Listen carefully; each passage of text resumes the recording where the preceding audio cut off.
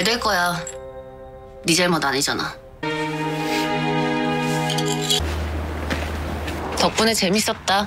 우리 쓰러진 김에 좀 쉬자. 서로가 원해서 이루어진 관계. Kali ini Minat akan membahas drama Korea terbaru yang berjudul Dr. Slump, episode 3. Tanpa berlama lagi, mari kita review. Inilah alasan Yoo Jung-woo membenci Hanul. Karena semenjak kedatangan Hanul, jiwa kompetitif Jung-woo pun muncul. Melihat betapa bertekadnya Hanul dalam belajar, hingga Jung-woo pun merelakan jam tidurnya, jam makannya untuk mengikuti kebiasaan Hanul. Hingga akhirnya Jung-woo pun diambang kehancuran. Tiba-tiba saja di jam pelajaran, Jung-woo pingsan. Dan tak lama Hanul pun juga tiba-tiba pingsan. Satu kelas pun menjadi heboh. Ini semua terjadi karena keduanya kecanduan belajar. Padahal sebelumnya Jung-woo begitu diidolakan oleh teman-temannya. Ia sangat populer dan baik hati, hingga memberikan kisi-kisi belajar dan membagikannya pada teman sekelas agar mereka bisa belajar. Intinya, Jung-woo selama ini sudah puas dengan dirinya sendiri tanpa ada tandingan. Dan setelah semua itu terjadi, Nam Hanul tetap bergerak maju. Dan baru saja tersadar dari pingsannya, Hanul sudah tak ada di UKS. Ia tetap pergi ke akademi, membuat Jung-woo benar-benar tak habis pikir. Kembali ke masa kini. Hanul kembali ke rumah. Setelah pertengkaran itu, ia menjadi canggung dengan ibunya. Namun ibu mencoba mengerti dan meminta Hanul untuk tak menyembunyikan lagi obat depresinya. Ibu akan mendukung Hanul sepenuh hati.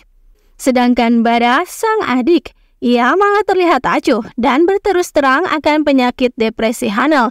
Agar tak depresi, lebih baik sepertinya saja menjadi seorang pengangguran. Hanul benar-benar tak habis pikir dengan Bada. Hanul dan Jung-woo merasa canggung dan juga menyesalinya karena semalam mereka sudah hilang akal akibat minum memabukkan yang membuat keduanya menangis sambil berpelukan.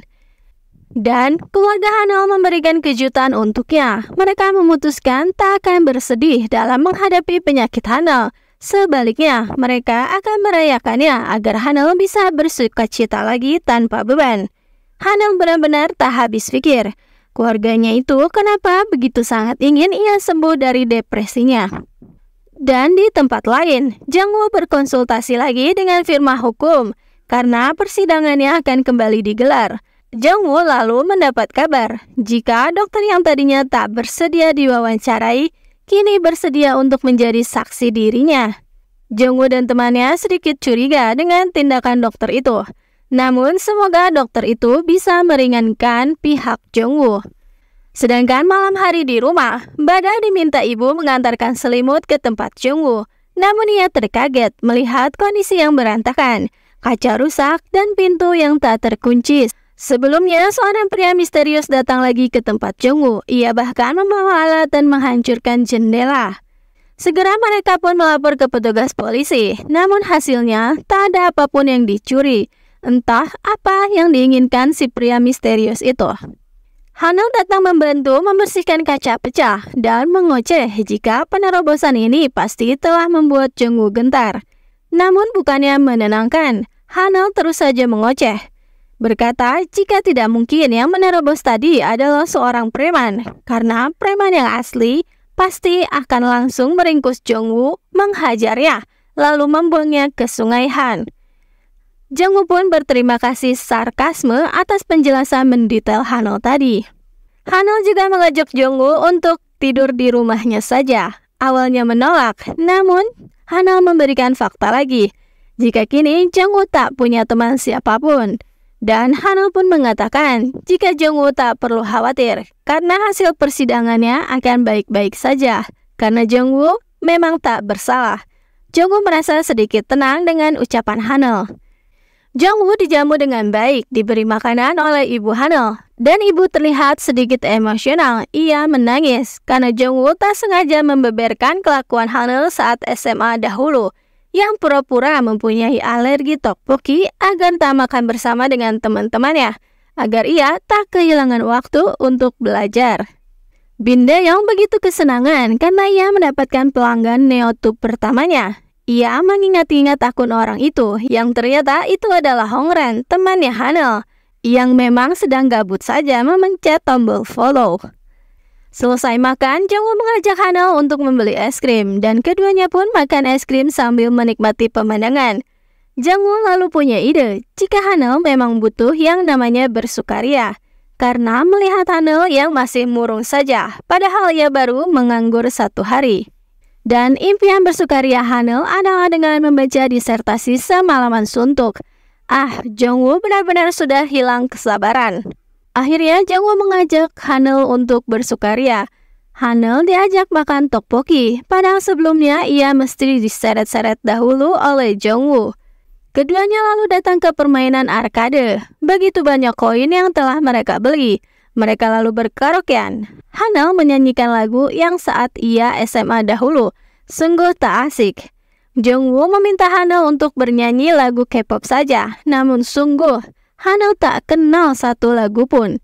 Hanel sedikit murung lagi karena hal ini. Namun permainan berlanjut.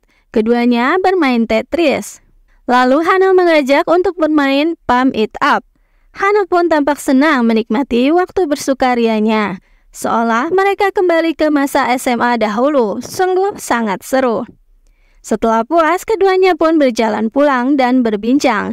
Hanel merasa ia sudah membuat dirinya ketinggalan banyak hal, sungguh tidak normal. Karena buktinya ia bahkan tak tahu satu lagu K-pop pun.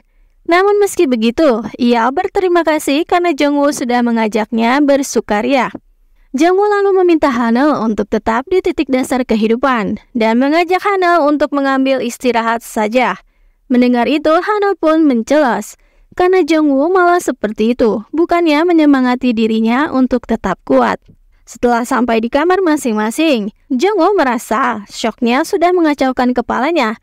Ia buru-buru meralat pikirannya sendiri karena ia merasa kini Hanel sungguh manis, baik hati dan juga penilai karakter yang baik.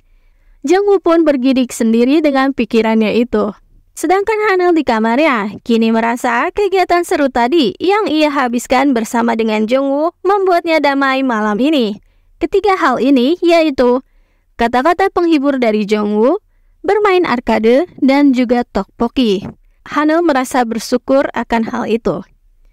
Pagi-pagi Hanel sudah heboh karena mendapati kenyataan jika profesornya telah mendaftarkan dirinya sebagai pegawai kontrak tanpa sepengetahuannya, hingga ia pun hanya mendapat sebagian dari uang pesangonnya.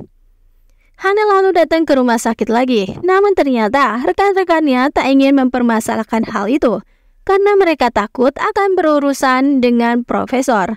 Mereka bahkan meminta Hanel untuk tak mengajak mereka bertemu lagi, karena takut profesornya tak senang. Sedangkan Jungwoo, ia mulai kepikiran dengan tindakan yang akan diambil Hanel tentang profesornya, dan berpikir apakah harus meminta nomor ponsel Hanel. Dua sisi sifatnya bergantian muncul. Jungwoo memutuskan untuk menemui keluarga Hanel untuk berterima kasih karena jendela sudah diperbaiki.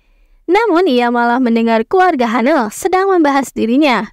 Sebelumnya, Bada baru teringat jika pria atap adalah dokter bedah plastik bernama Yoo Jung-woo yang sedang bermasalah dan diadili. Yang kini beritanya ada di mana-mana. Sampai di rumah, Hana langsung diminta ibu untuk menjauhi pria atap karena ibu sudah mendapatkan informasi tentang pria atap dari Bada. Ibu takut Hana akan terkena dampaknya. Dan Hana pun kini tahu alasan Jung-woo nampak murung tadi saat keduanya bertemu. Padahal Hanel sedang menceritakan tentang masalahnya, namun Jung-woo tetap murung dan meminta Hanel untuk pergi. Dan Hanel pun baru tersadar jika ia tak punya nomor ponsel Jung-woo. Padahal sebelumnya ia berniat mengirim pesan padanya. Sedang daun begitu, Jung-woo menghadapi kenyataan baru. Dokter yang tiba-tiba bersedia bersaksi, kini tiba-tiba lagi membatalkan kesaksiannya. Jung-woo pun segera mendatangi tempat kerja dokter itu, namun dikatakan jika ia sudah berhenti hari ini. Padahal dokter itu baru saja berpapasan dengan Jung-woo, namun Jung-woo tak melihatnya. Jung-woo yakin jika ternyata dokter itu bersedia menjadi saksi hanya untuk memberatkan Jung-woo, karena seperti yang pengacaranya katakan sebelumnya, bahwa akan gawat dan menjadi sentimen publik jika tiba-tiba saja ada saksi yang mengundurkan diri. Sungguh misterius sekali dan mencurigakan sekali si dokter ini. Kini giliran Jungwoo yang dirundung perasaan kalut. Ia minum sendiri di kedai, menangisi keadaannya. Sedangkan di rumah, Hanul serius melihat berita tentang kasus Jungwoo yang memang heboh diberitakan di mana-mana. Hanul lalu mendapat sedikit pencerahan ketika melihat sebuah wawancara tentang kasus Jungwoo. Ia merasa tak setuju dengan yang telah dikatakan panelis di video itu. Dan pengadilan kedua Jungwoo pun digelar. Benar saja, ketidakhadiran saksi menjadi suatu hal yang memberatkan Jungwoo di sana. Sedangkan Hanul buru-buru pergi ke persidangan karena sebelumnya ternyata ia telah bergadang semalaman dan akhirnya mendapat kasus serupa yang terjadi pada kasus Jungwoo. Hanul mendapatkan bukti yang sangat penting. Namun ternyata kenyataan berbeda dari film. Hanul menyerahkan bukti penting ke pengacara, lalu diteruskan ke hakim. Namun hakim malah menolak bukti itu, dan sidang pun diakhiri. Awalnya ingin membalikan keadaan, namun ternyata itu hanyalah sebuah angan-angan. Dan setelah persidangan, tentu Jungwoo langsung diburu para wartawan, namun Jungwoo tak menjawab satupun. Dan ia melihat Hanul terjatuh, jadilah ia membantu, dan keduanya pun berlari menghindari kejaran wartawan. Hanul diajak ke klinik Jungwoo yang kini sudah terbengkalai. Ia mengobati luka Hanul di sana, karena sebelumnya ternyata tangannya terluka ketika jatuh di pengadilan tadi. Kini giliran Hanul yang mencoba menghibur Jungwoo. Ia mengajak Jungwoo bersenang-senang karena baru saja mendapat pesangon, meskipun pesangonnya hanya setengah. Jungwoo lalu berterima kasih karena tahu pasti sulit bagi Hanul untuk datang ke pengadilan. Jungwoo lalu mengajak Hanul untuk melihat fajar bersama. Namun setelah sampai di pantai, mereka baru tahu jika fajar tak akan terbit karena diprediksi akan hujan. Namun tak apa, yang penting mereka merajut kebersamaan. Jungwoo lalu meminta nomor ponsel Hanul dan mengajaknya untuk berteman. Bukan teman sekelas, tapi teman yang sesungguhnya. Sedangkan di rumah Jungwoo, tampak ada pria misterius lagi yang mendatangi rumah Jungwoo dan diperlihatkan sebuah ballpoint Jungwoo yang ada di bawah tempat tidurnya. Entah ada hubungan apa ballpoint dengan kasus. Dan di epilog, Hanul mendengar percakapan guru dengan ibu Jungwoo yang merasa keberatan dipanggil hanya karena Jungwoo pingsan saja. Mengganggu waktunya saja. Hanul pun terheran dengan sikap ibu Jungwoo. Sebelumnya, ketika ia tersadar dari pingsan, Hanul ternyata menulis sebuah pesan untuk Jungwoo untuk tetap kuat dan jangan membuat diri mereka kelelahan. Berbanding terbalik dengan perlakuan ibu Jungwoo, ibu Hanul datang dengan begitu panik. Ia bahkan mengajak Hanul untuk datang ke rumah sakit untuk diinfus saja.